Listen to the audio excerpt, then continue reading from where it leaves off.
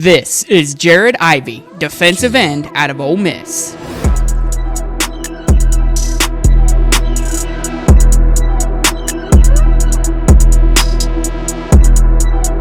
Jared started at North Gwinnett High School out of Georgia and was a stud at defensive end. In his senior season, he recorded 80 tackles, 32.5 tackles for loss, and 20 sacks, along with a forced fumble and 4 pass breakups. He'd be recognized as an all-region honoree for his fantastic play and was a 4-star prospect coming into college, receiving 5 different offers from Georgia Tech, Miami, Tennessee, Minnesota, and Notre Dame, and would commit to Georgia Tech University. In 2 seasons with the Yellow Jackets, Jared would establish himself as a solid edge rusher, racking up 40 tackles, 7 tackles for loss, a sack and a half, and a forced fumble in 20 games. Despite his fantastic play, he'd enter the transfer portal, possibly looking to step up in competition, and would transfer to Ole Miss. Jared wouldn't miss a step, coming in as a rotational starter for the Rebels, but improving statistically every season and would quickly become a full-time starter. He'd claim an extra year of eligibility due to COVID-19, and in his senior season, he'd record 42 tackles, 11 tackles for loss, 7 sacks, and 2 forced fumbles.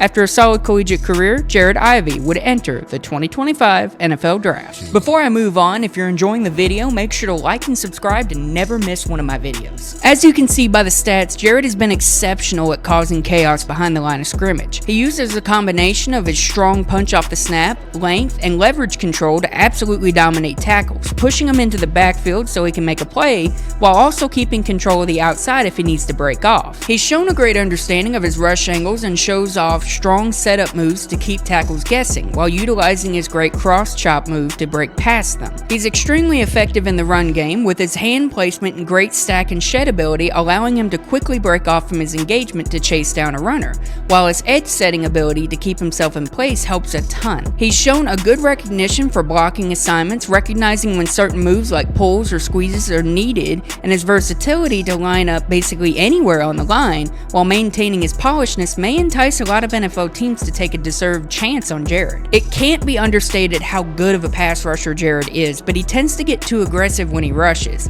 getting tunnel vision on his way to the passer, which can cause him to lose his leverage or containment on the outside. He's also shown inconsistency in his pad level, too oftenly getting stood up by stronger tackles and getting pushed off the line. He's also shown limited ankle flexibility, which forces him to take wider angles on his pass rush reps and taking more time to make an impact in the backfield. His explosiveness is also less than stellar, struggling to beat the edge with speed, and tends to rely a bit too much on his power and technique, which won't work against the better tackles at the next level. And while Jared is very good against the run, he tends to take too long at figuring out a play and can oftentimes get beat if he doesn't recognize the play in time, struggling especially on quick-hitting runs. His strengths are definitely huge, but it doesn't necessarily mean that he's a finished prospect, and a lot of NFL teams may be hesitant to draft Jared too high. Jared is definitely one of the better defensive ends in this year's draft, but he isn't without his issues like anybody else rated out of the first round.